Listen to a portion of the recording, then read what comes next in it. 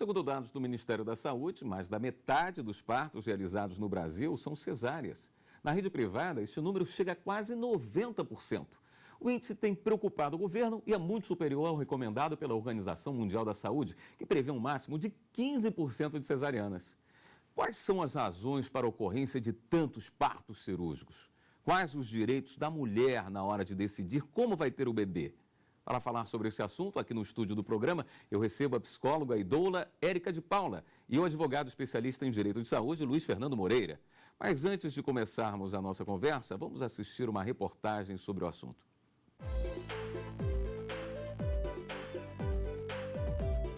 A gestação é um momento de transformação na vida da mulher e da família também. Mas o parto, este sim, é aguardado com ansiedade. É literalmente uma contagem regressiva. É de fato a concretização do sonho de ser mãe. É hora de conhecer o filho. É o início de uma nova vida. O momento foi planejado, foi esperado, mas é importante lembrar que o parto é um direito de escolha. Eu já estava em busca do humanizado, que era o mínimo de intervenção. E o mais forte do humanizado é que te respeite nas suas escolhas. Que respeite, coloque a mulher como protagonista do parto e não médico. Eu logo busquei uma consulta com uma parteira e me encantei logo de cara pela seriedade e pelo tipo de tratamento. Tratamento não como tratamento médico, mas tipo de cuidado e com o tipo de relação que se dá com a gestante. Então, venho fazendo desde as 12 semanas, que é quando elas começam já as consultas. Antes, já tinha encontrado com ela, a fazer o meu pré-natal. E, assim, o meu foco é esse, que é o parto humanizado. O Brasil apresenta as mais altas taxas de cesarianas no mundo, segundo dados da Unicef. Em 2000, a porcentagem de partos estava abaixo dos 40%. Em 2010, esta taxa subiu para mais de 50%. Os dados andam na contramão do que recomenda a Organização Mundial da Saúde, que a taxa não ultrapasse os 15%. E alerta que o excesso de cesarianas aumenta a mortalidade de mães e de crianças. Por outro lado, a Agência Nacional de Saúde Suplementar mostrou que 70% das gestantes têm inicialmente vontade de dar à luz pelo parto normal e que 1% dessas mulheres querem ter o bebê em casa. Com o parto decidido, é hora de ter um acompanhamento físico. Os exercícios vão auxiliar a gestante na chegada do bebê a este mundo. Meninas, desceu, pedala na 4 braçadas com a direita, 4 com a esquerda e 10 em cima. O exercício vai ajudar porque vai controlar o peso da mãe. Então, quanto menos peso ela ganhar, mais fácil ela para ter um trabalho de parto com mais conforto. A gente vai ter um ganho de resistência, então se for um parto longo, ela vai ter mais resistência de ficar naquele trabalho de parto, não vai cansar tão rápido, ela vai ter uma condição física melhor para o trabalho de parto.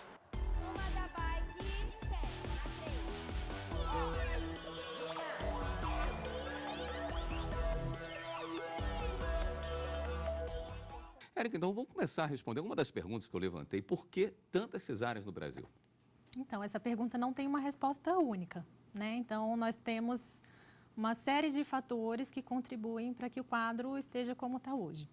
Então, primeiro envolve muito mito, né? Então, muitas mulheres optam pela cesariana pela quantidade enorme de mitos que rondam o assunto. Mito é falta de informação. Falta de informação, informações erradas, né? De que o parto é um evento muito doloroso, que é insuportável, que vai atrapalhar a vida sexual da mulher. São dezenas de mitos, né? Que a gente pode listar sobre esse assunto. Doutor Luiz Fernando, quem dá a última palavra sobre o tipo de parto? A mulher deve ser ouvida e até que ponto ela pode influenciar na escolha do parto?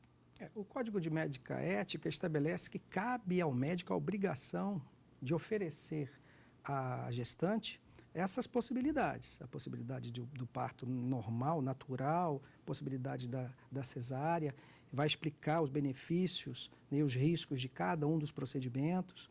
Então, cabe ao profissional médico fazer essa abordagem, no meu modo de entender, na primeira consulta, né?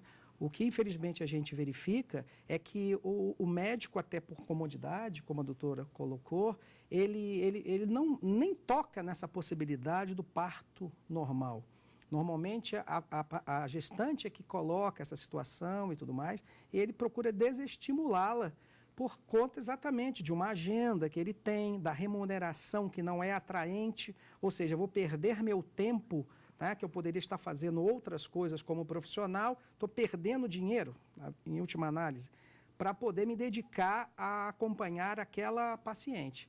Então, mas segundo o que dispõe o Código de Ética, ele deve sim, na primeira consulta, informá-la adequadamente a respeito da forma de parto. Mas e na hora do parto, havendo uma posição firme da gestante sobre um tipo de parto ou outro, ele deve levar isso em consideração? Sim. Ele deve obedecer à vontade da gestante? Ele só não deve obedecê-la no momento em que ele considerar que ela está tendo risco de vida, ela e o bebê. Né? Mas ele tem que respeitar a vontade da paciente. É uma situação muito difícil porque, nesse momento, uma das partes está muito fragilizada, né? E a outra tem total domínio sobre o assunto. Exatamente. Então, essa vontade... Agora, isso tem levado, Érica, não sei se você vai concordar, é uma impressão que eu tenho, as mulheres, por medo de chegarem no hospital e serem submetidas a uma cesárea que é indesejada, ao parto em casa, por exemplo. Não sei se estaria correto essa minha forma de ver. Esse parto em casa, ele deve ser assistido por que tipo de profissional? Então, o parto domiciliar planejado, que é como a gente chama, ele é uma opção comprovadamente por todas as revisões sistemáticas e estudos científicos tão seguro quanto o parto hospitalar, numa gestação de baixo risco e desde que os profissionais sejam qualificados para atender esse parto. Quais seriam os profissionais qualificados de acordo com a própria Organização Mundial de Saúde? É o médico da família, o médico obstetra, a enfermeira obstetra e a obstetriz, que no Brasil existe um único curso de obstetrícia, que é na USP, que forma profissionais de entrada direta. São profissionais que... Um desses profissionais ou todos? Não, o curso que forma as obstetrizes, né, que a gente chama, que certo, é um desses mas profissionais. O profissional que deve acompanhar o parto domiciliar? Qualquer um desses que eu falei, o médico da família, o médico obstetra, a enfermeira obstetra ou a obstetriz. São os únicos profissionais capacitados para o parto domiciliar. Perfeitamente. É. Apenas com doula, não? Não, de jeito nenhum. A doula não faz procedimento. A doula é uma acompanhante profissional de parto. O parto com doula é praticamente um parto desassistido. A doula não está apta a intervir. Inclusive, eu pediria até que você explicasse o que é a doula, qual a função da doula na hora do parto. Tá. A doula é uma profissional que prevê o suporte físico e emocional para a gestante na hora do parto. Então, desde a gestação, fornece informação de qualidade, indica as equipes mais adequadas à expectativa daquela gestante, fala sobre a realidade obstétrica local, qual hospital, qual profissional, que de acordo com o perfil daquele casal vai atender as expectativas. Na hora da gestação, ajuda com alívio não farmacológico da dor, tira as dúvidas, se comunica com a equipe, ajuda ela a fazer um plano de parto, que todos os detalhes de como ela gostaria que fosse aquele parto. Ajuda com cuidados com o bebê, com a amamentação, mas não é um profissional com responsabilidade técnica. Não teria nenhuma relação com as parteiras? Não seria uma nova modalidade? Não. As parteiras que a gente fala, assim, hoje em dia, com o movimento de parto domiciliar que está crescendo, às vezes as mulheres nos centros urbanos se referem aos profissionais que assistiram aquele parto como parteiras. Tive meu parto com parteira, mas ela está se referindo provavelmente a uma enfermeira obstetra, uma obstetriz ou até a médicos obstetras que se colocam como parteiros. Agora, o Conselho Regional de Medicina, se não me engano, doutor Luiz, no ano passado, proibiu os partos domiciliares. Os conselhos têm essa posição conservadora no sentido de questionar a segurança desses partos. Como ela colocou, existe todo um planejamento para esse parto, mas ainda não convenceu os conselhos quanto a isso. Existe realmente uma forte reação contrária a que esses partos sejam feitos em casa. A pessoa que opte por ter o parto sozinha, ou no máximo com a presença de uma doula, as pessoas em volta podem responder caso tenha algum problema nesse tipo de parto? Eu entendo que se for um profissional contratado, ou seja, sob remuneração, a pessoa pode responder, sim,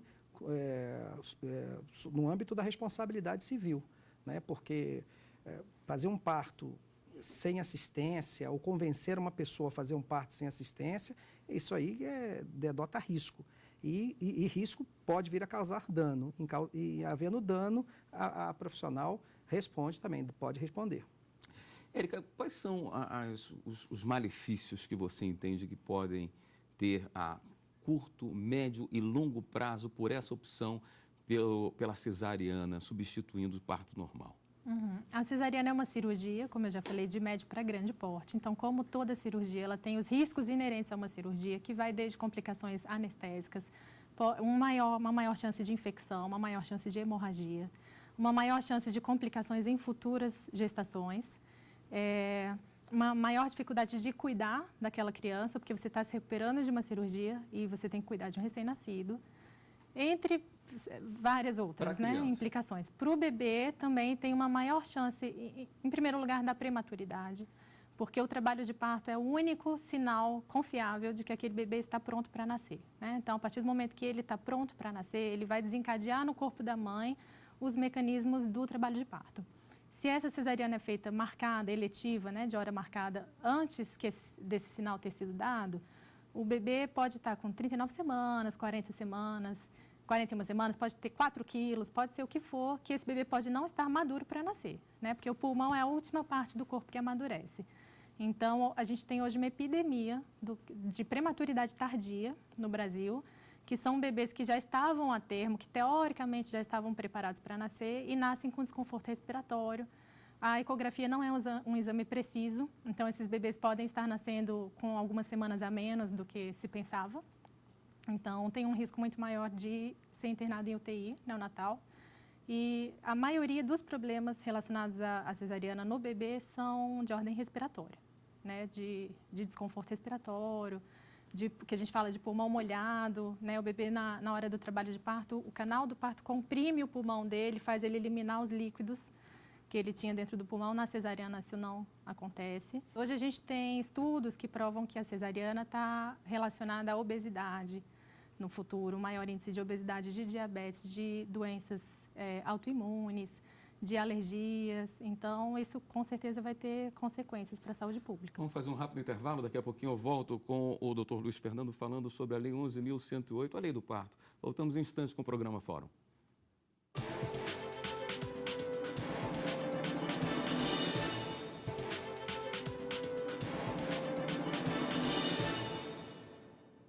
O Fórum está de volta. Hoje estamos conversando sobre o direito de escolha da mulher na hora do parto. Nós temos uma legislação que trate isso de uma forma ampla, doutor Luiz Fernando? Não, na verdade nós temos aquela lei denominada Lei do Parto, sim, que estabelece o direito da gestante de ter um acompanhante, né, que pode ser o esposo, pode ser a doula, pode ser uma outra profissional, que vai acompanhar no pré, durante e pós-parto. É isso que a legislação prevê.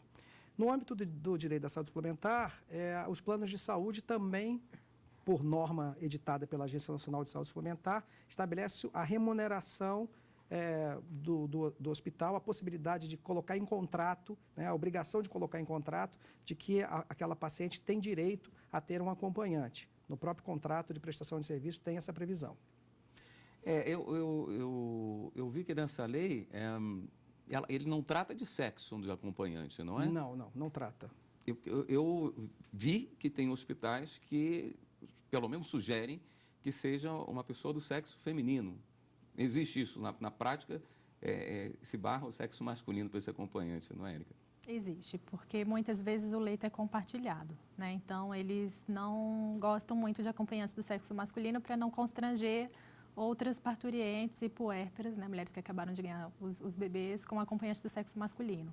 Mas em alguns hospitais públicos, independente do sexo, essa lei não está sendo cumprida, né? Muitas mulheres entram desassistidas, desacompanhadas nos partos, e a gente agora abriu jurisprudência recentemente de hospitais que estão sendo obrigados a pagar indenização porque não permitiram a entrada de acompanhante. O senhor acredita que há falta de uma legislação melhor para tratar esse tema? Não, eu acho que é falta de estrutura mesmo. Como ela estava comentando, é a questão do compartilhamento do espaço, a falta de condições, especialmente da rede pública, em relação ao atendimento dessa gestante, o fato de que na rede pública a paciente ela é atendida por vários profissionais, ela vai fazer todos os exames de pré-natalidade e tal, antes com qualquer profissional, né? Daí a gente percebe que existe uma incidência até maior de parto normal feito na rede pública do que feito a nível particular. Uhum. Por quê?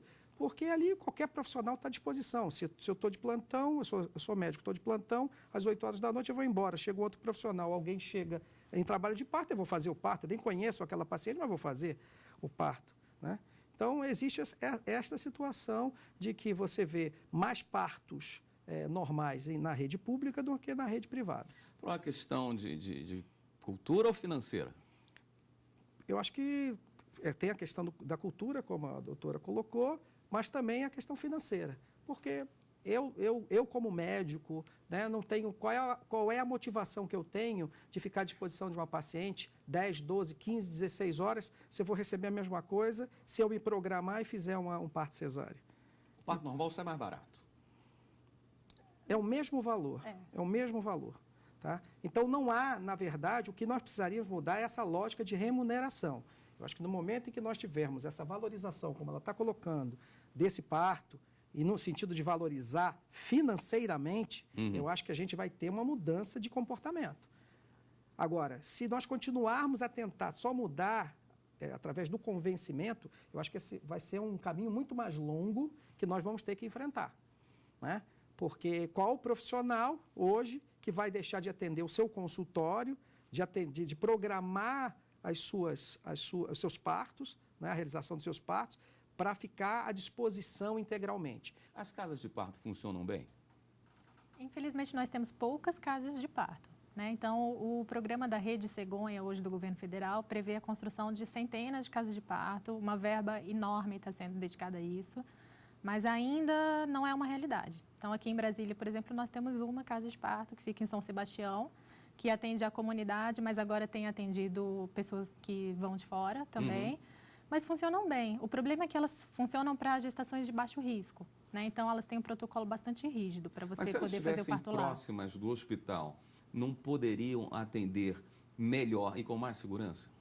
Sim, os centros de parto normal que são previstos de serem construídos agora, eles são anexos a hospitais. Certo. E aí fornece um pouco mais essa segurança adicional, né? Mas, em geral, dentro do protocolo de gestação de baixo risco, as casas de parto atendem bem, mas elas são insuficientes para a demanda da população. Pela resolução do COFEM, as enfermeiras podem fazer o parto? Elas podem, em determinada situação, num parto, como a doutora comentou, de baixo risco, podem fazer esse parto, mas tem que haver, no meu modo de entender, um acompanhamento, um planejamento para que não haja risco tanto para a mãe quanto para o bebê. Quem é responsável por essa análise do risco? Durante o pré-natal, que pode ser feito pelas enfermeiras obstetras, não são enfermeiras, são as enfermeiras obstetras, né, que fizeram a residência obstetrícia.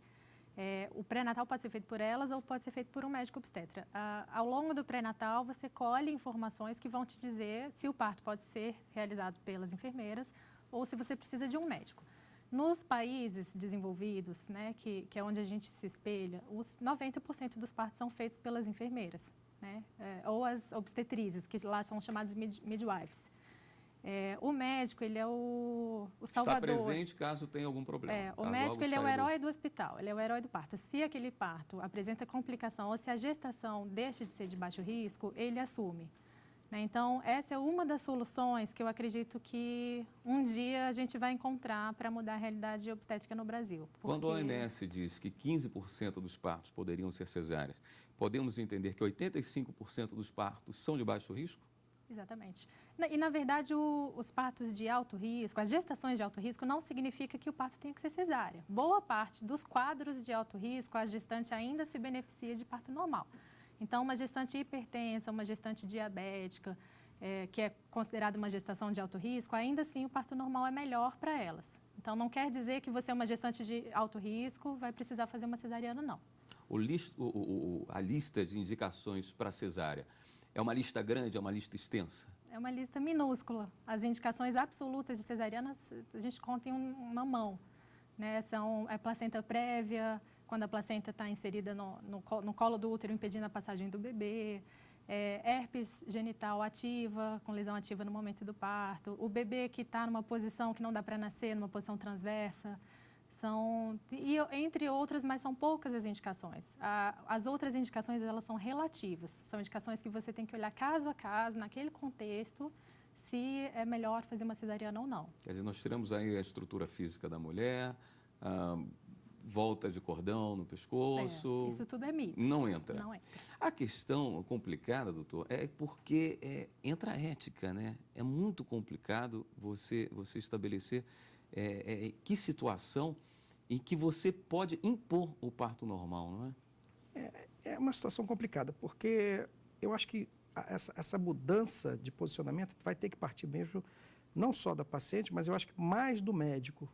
No momento em que os médicos entenderem a importância desse parto e o baixo risco que representa para a criança, quer dizer, as vantagens que representa, é que a gente vai ter uma condição de mudança.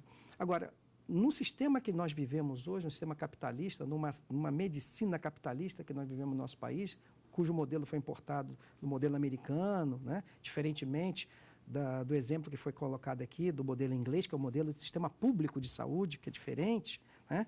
Então, existe muita resistência em relação a isso. Por isso que eu volto a reafirmar aquilo que eu disse anteriormente.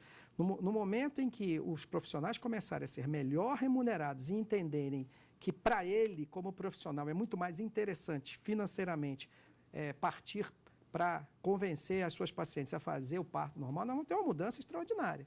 O problema é que isso hoje não ocorre, né? O que a gente vê, infelizmente, é que pessoas que chegam, mães que chegam querendo fazer parto normal, acabam sendo convencidas ao longo do período de gestação a se submeterem a parto cesárea.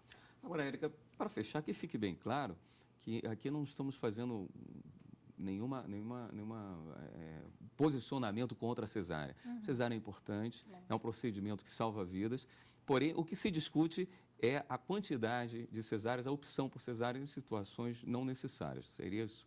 Com certeza, a gente não quer aqui demonizar a cesariana, muito pelo contrário, nós temos que agradecer, né, por estarmos no momento que a cesariana existe, ela salva vidas todos os dias.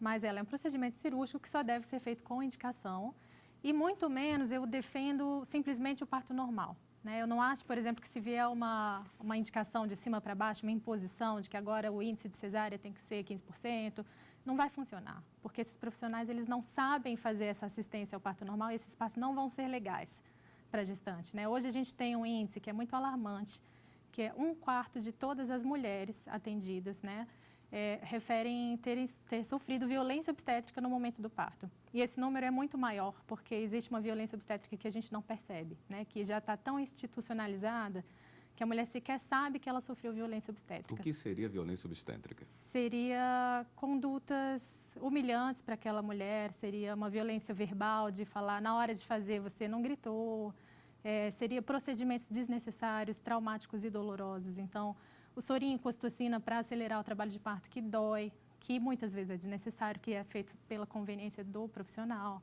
A episiotomia, que é um corte no períneo da mulher, que já se sabe que é desnecessário há muitos anos, mas que também é feito de rotina.